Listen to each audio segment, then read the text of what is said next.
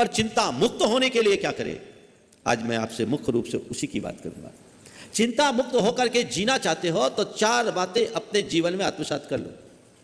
सबसे पहली बात, आत्मविश्वासी बने, अपने आत्मविश्वास को मजबूत बनाए। 4 बात पहले कर लो, फिर क्रम से चर्चा करूंगा। आत्मविश्वास।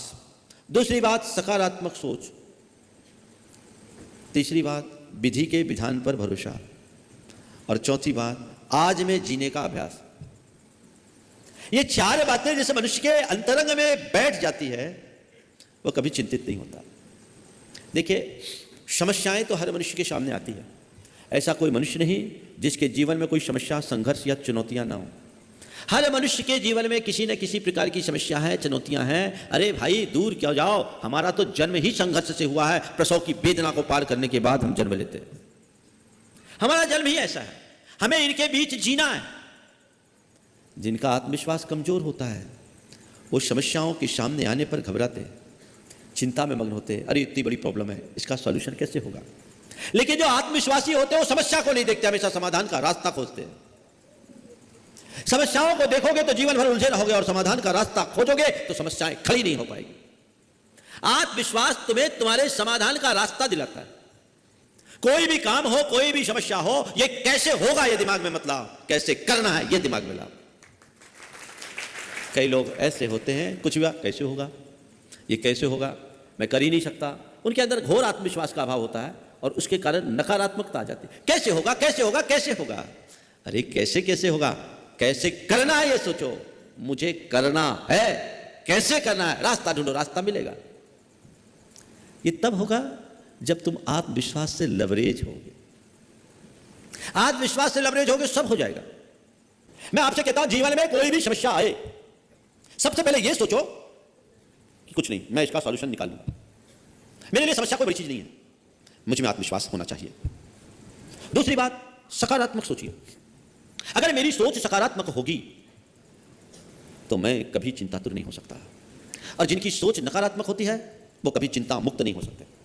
देखिए, आप अपनी सोच को पलटिए और देखिए नकारात्मकता से कैसे चिंता आती है और सकारात्मकता से कैसी निश्चिंतता आती है।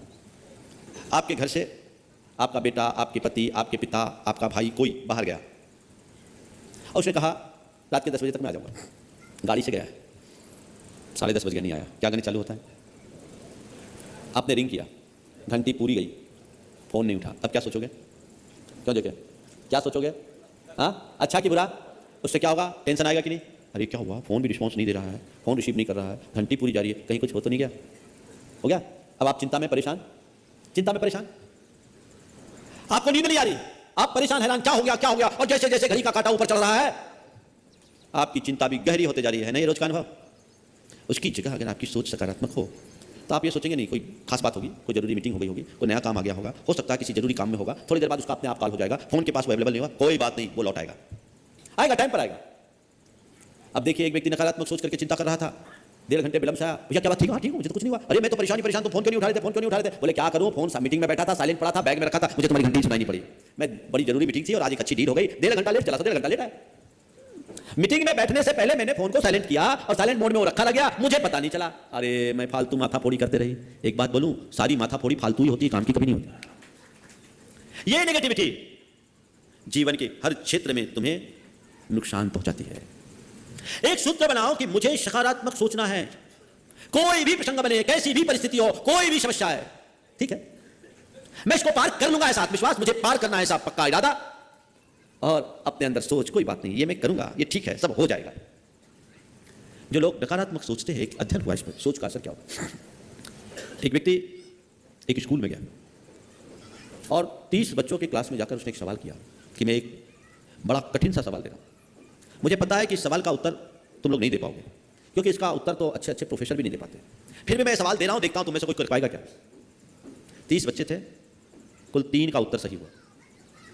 वही व्यक्ति दूसरी क्लास में गया, सेम क्लास थी, बच्चों का स्टेटस भी सेम था, उनके पास सवाल रखा और कहा कि देखो मैं तुम्हें एक बड़ा सरल सा सवाल दे रहा हूं, मुझे मालूम है तुम जैसे बच्चों के लिए ये सवाल बड़ा सरल है, लेकिन मैं ये देखना चाहता हूं कि तुम में से सबसे पहले कौन इसको सॉल्व करता है।